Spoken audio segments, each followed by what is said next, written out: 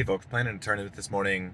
Traffic was a little bit worse than I expected, so I'm running late. I'm about to run inside the tournament hall and get playing. No idea how I'm playing. I think it's game in 45 plus 5 today. Maybe it's game in 60. I can't remember. I'll tell you later. Not much else to say. I edited all of the previous tournament videos yesterday, and then I played in a chess.com chess tournament last night, so I'm feeling pretty warmed up. We'll see whether or not that translates to the games. See you soon. All right, everybody. So, game one, I was playing Boyo Wu. I was white, and before I get started analyzing this game, this is my first opportunity after the fact to just say I really appreciate all of the engagement that I've been getting lately. I've seen a huge growth in subscribers. Here, let me pull it up on the other screen so I can see. I've gotten 30 subscribers in the last 30 days. My watch time has gone up 150%. My views have gone up 200%. And I'm averaging just a ton of engagement and interest. So it's nice to know that I've been doing this sort of like quietly by myself and getting 10 views on a video for a while now. And it's really fun and exciting to make something that appears to be reaching a slightly larger audience. That being said, I'm not gonna change a whole lot about what I'm doing as a result of that. But it's nice that you guys are around. It's fun to be able to share this with people. Anyways, let's get into the game. So I'm playing white. I'm an E4 player. I play E4. Surprise, surprise. Boya plays E5, and I play F4. I'm a King's Gambit player. I want something aggressive and interesting, and, this is not completely sound, but it's fine. Best is obviously E takes F4, and we can go to King's Gambit accepted.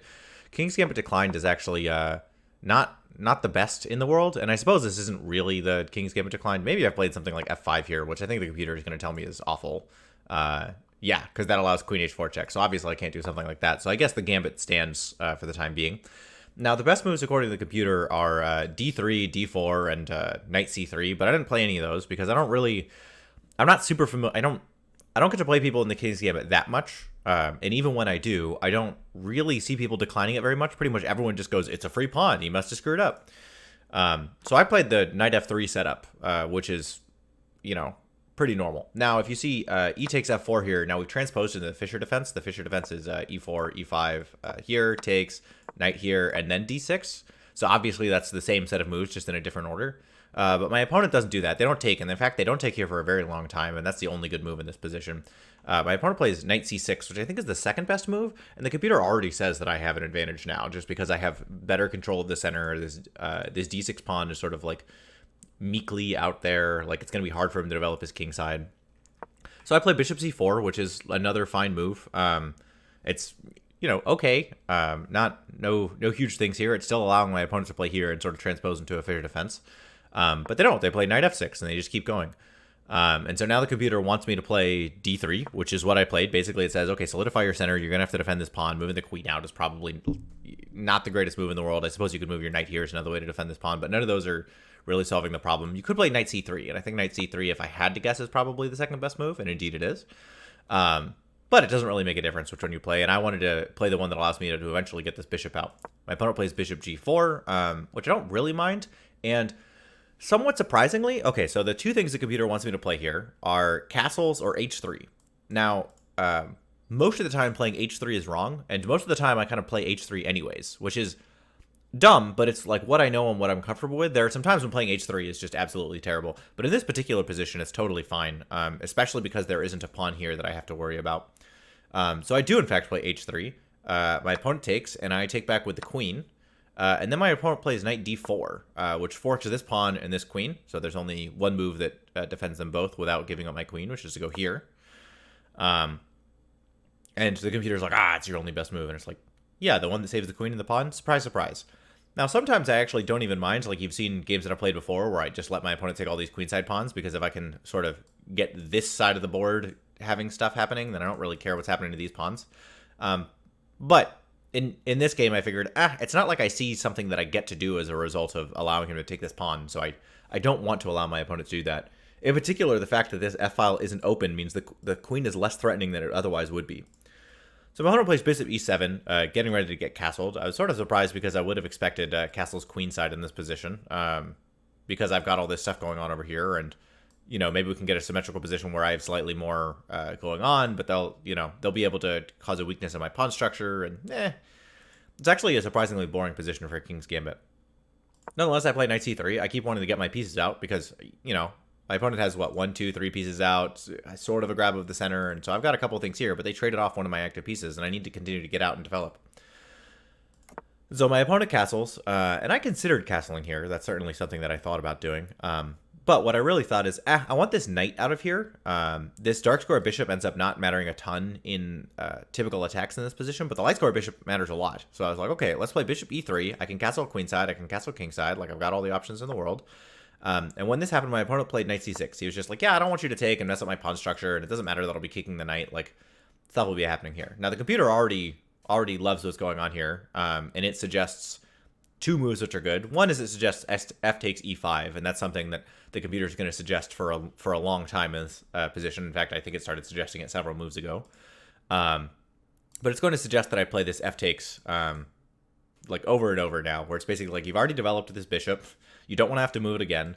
You know, take here. They can have the semi-open d file. You can have the semi-open f file, which is where their king is.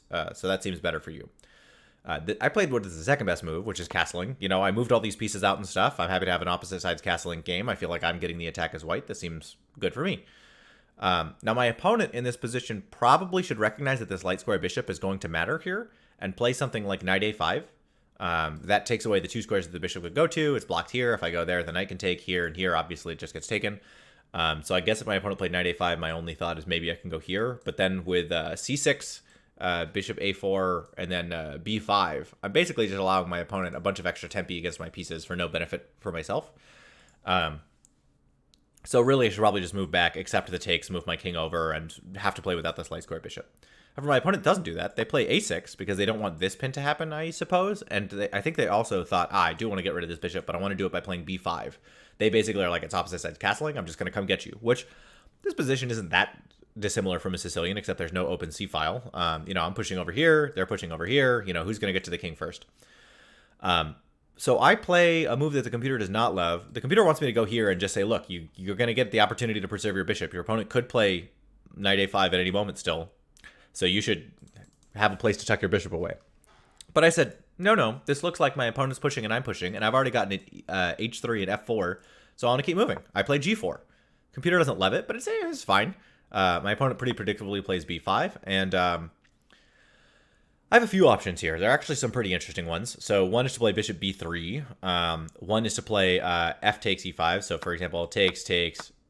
I can take this knight. You know, if takes back with the bishop, I can go here. The center is starting to get blasted open. I can go over here. Maybe that's not the right move, actually. Oh, it wants me to play d4 and just be like, look, I've got the whole center and king side. Your pawn's stuck over here on the queen side. So that's one option that you can do in that position. Other options are to move your bishop back, but then something like this is coming, or potentially b4 can happen, and I wasn't really sure. But something that I did see is that I saw several things. One thing that I saw, and this has come from my study of the Smith-Morra that I've been doing a lot recently, is that if I can get this file to open, good things can happen. And in particular, if I can get my knight to this square unopposed, at some point I'm going to be able to play knight f6 check, and if that can be the thing that opens up this file, then I'm going to have tactic against the queen. So the result is that I played bishop d5, thinking that my opponent was going to play knight takes, and then I would get to play knight takes. And the computer agrees that that's what should happen in this position. Knight takes, knight takes. And then my opponent has to play somewhat differently here. They have several opportunities. They can play e takes f4, which is fine. It delays some of the problems that my opponent's going to have. Really what the computer wants is for my opponent to play over here. My opponent played, another option I guess my opponent can play is a5. But my opponent played b4, just saying, hey, I want to come get you. I'm removing the retreat squares from your knight. And this actually allows a couple of things. The first thing is I play, so the computer here just wants me to say, oh, well, you're just going to waste time pushing over here. I'll waste time pushing over here. h4, g5, and knight takes e7 are all ideas. But I saw that if I took, and my opponent took, which is what happened in the game, I then saw playing d4. I saw, hey, let's get this center open. This rook and this queen are aligned. Now, the computer doesn't love it. My opponent could play knight takes, bishop takes, here, and then my, at some point I'll be able to go here, but I think my opponent can just play, what does it say? Bishop c5, pinning the rook. So then if I go here, then obviously stuff like this is happening. This is not good for me. Yeah, so my opponent wants to play knight takes this pawn, and I'm trying to remember why I thought they couldn't do that. It's been a couple of weeks since I played, if I'm being honest. Obviously, this is uploading a couple weeks after the games happened. But my opponent did not play knight takes, and my opponent didn't play e takes, which is also something that I saw and thought was probably going to be somewhat dubious. I think the other thing that I saw was here, takes, takes, takes, and then I didn't see a move like this coming. I just saw I'm going to be able to play here with this. And as it turns out, my opponent played none of the things that respond to this threat directly. My opponent played a5. So in this position, I was like, okay, my goal was to open this file. So I opened the file. Yay me. My opponent plays knight takes e5. And now there are two winning tactics here. I played the one that the computer goes back and forth on depth. I think I played the second best move here. So the choices are either knight b6, queen moves somewhere, and I win the exchange. Or what I played in the game, which felt better but turns out to be objectively a tenth of a pawn worse, is knight f6 check. The thing that I'm talking about all along. Bishop takes, it's check. You got to take with something. And then rook takes here. And then my opponent played rook a takes d8. I think I probably like rook f takes d8 better, but to each their own. And in this position, I'm like plus 1.9, plus 2. Not like a completely crushing advantage, but one which I was like perfectly happy with. Now, obviously, I've got to pay attention to these pawns and make sure that my king stays safe. And I have some back rank issues if this rook ever moves. And these pawns are like a little bit split. But in general, you can see it's 1, 2, 3, 4, 5, 6 pawns for each side. 1, 2, 3, 4, 5, 6. My opponent has 2 minor pieces to my 1, and my opponent has 2 rooks to my 1. So they're basically up a knight and a rook for a queen. Which, that should be about plus 1, but then positionally I think I'm probably a little bit better as well. So that's why the computer thinks plus 1.8, plus 1.9. So now the thought is, okay, what can I do to solve problems here? Now the first thing I see is that in having moved this rook over here, this pawn is undefended, and this knight is defended only by the bishop. So I thought, okay, why don't we line up here? If the knight moves somewhere, then I get to take this pawn. And if the knight doesn't move anywhere, then my opponent played rook d7. They want to defend this pawn and then be able to move their knight somewhere. And so then I was able to play the tactic. You can pause if you'd like. This is the moment. You can see now it's plus 4.5, so obviously I'm winning something. I get to remove the defender of the knight, right? So if the bishop moves anywhere, then I just take the knight for nothing. There's no tricks with checks back here or anything. I have a rook defending the back rank, and even if I didn't, my king could take. So like there's nothing going on there. So my opponent takes here, and you could ask yourself, okay, do you take the bishop or the knight? But you'll notice that this is actually pinned to the king, so I do have to take the bishop. And then my opponent plays a4, which, fine, I guess, okay. I played rook d1, just thinking, okay, takes, like, you can push your pawns over here, I'll just lock it up, like, no big deal. I actually don't mind checks that happen here. My queen is still defending the second rank, like, we're going to be fine. Like, we should trade some stuff, and that's how my queen is going to be able to basically just mop up all the pawns that are here. Because now I'm just up a queen for a rook. A queen for a rook and a pawn, I suppose. My opponent played f6. They're like, look, this bishop, it's annoying. I'd love to be able to double up here. And I said, okay, that's fine. I'm taking your rook, and so you can take my bishop if you want, but then my rook's just going to take this pawn. So my opponent obviously took the rook. And then I played bishop f4, lining up against this pawn again. My opponent plays c5. And this is the first thing that I can't really remember in the game. I think my first thought probably should be to play something like here. But I can't remember what exactly I was concerned about if that happened. Obviously, you can see like a rook c8 in that position, and then I'm not really lining up here. I don't know why I do remember why I played this. So I played queen g1, and my thought was, okay, well, I can play here and have threats against this pawn, and my opponent can be tied down, and then my king could just walk into the position if I want. So my opponent saw the threat, played g5, so I've successfully weakened their king even more. And it was at this point that I played the computer's best move, bishop d6, doing what we threatened to do earlier. My opponent plays... So the computer says my opponent should play rook f7 and just give up this pawn. But my opponent played rook c8. And at this point, I played queen g4. So now I'm playing top moves. This is actually pretty easy to see. I'm skewering these two pieces. So then I play... my opponent plays rook d8. And I get to play queen e6 check, which means I'm going to be able to go here and fork these two pieces. My opponent plays king h8. I play queen e7. My opponent plays rook g8, trying to defend against the threats. I play queen takes d7. My opponent plays h5, trying to make some more space for their king. I take here. My opponent plays g4. We trade some pawns. I'm not really worried. My queen is here. I can still defend against stuff here. Like this, nothing's happening with that pawn, but my opponent's playing well.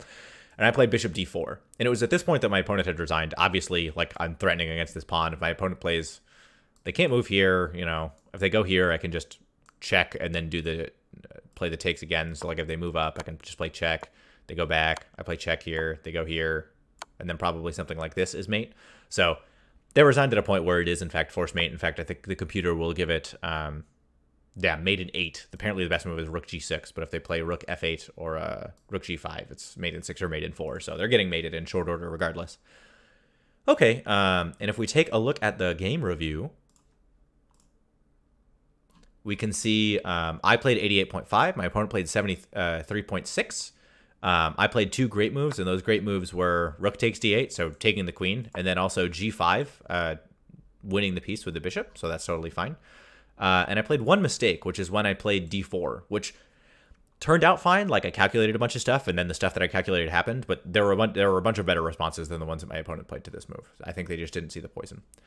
So yeah, pretty good game for me. Anytime I'm getting close to 90, I usually win the game, so I feel pretty good about this one. I feel pretty good with this one. Let's see how this affected my rating. Okay, so for round 1, we played an opponent rated 683, and we did get the win, so our performance is 1 out of 1. So our tournament performance is 1083, and our new rating will be 1125. So a nice small rating bump from winning against a low-rated opponent. All right, folks, round 1 in the books. I was playing white against a player rated, I don't know, 680, something like that. And so you never know, or is this kid super underrated and he's learned and gotten a lot better? Or is the game going to be pretty easy? And I played my King's Gambit, and my opponent declined. My opponent declined forever. That eventually I took with the F pawn on like move 12 or something. Like that pawn stood there forever. And we ended up opposite sides castling, and my opponent started to push pawns on the queen side to come and get me. I castled queen side, he castled king side. And I played a tactic, taking advantage of the fact that there were some pawns in between my rook and his queen. And so we traded some pawns, then he played a move, then I traded some pawns he took with a knight, and then I sacrificed a knight and a rook in exchange for a queen. And then from there, I was able to win another piece pretty quickly. And then it was just a matter of making sure that I played accurately so that I didn't give my opponent chances. My opponent actually fought pretty valiantly. And then when it was going to be made in, I think 2, maybe a little bit longer, maybe it's like made in 4 or 5 if my opponent plays super accurately, then they decided to resign. There was still material on the board, and they did a good job of like, okay, I'm just going to keep doing stuff. But I stayed pretty calm and didn't really like worry about what their threats were and played to what my threats were since I had such a crushing material advantage. So a good round 1. I'm rated far enough ahead that I don't think I gained any rating points for being that opponent, so that kind of sucks. Maybe we do need to be playing in these higher sections, because anytime I swindle a win or a draw, it improves my rating. But we'll have to see. Anyways, I played white in round 1, so I expect to be black in round 2, so no Smith Mora coming, unfortunately. I've been studying that. I'm only maybe 100 pages into the book, of like a 300-page book, but we're making some progress. It's 11:20 right now, and next round's at 12:30, so I'm going to go hunting for some lunch, and I will see you guys before the next round.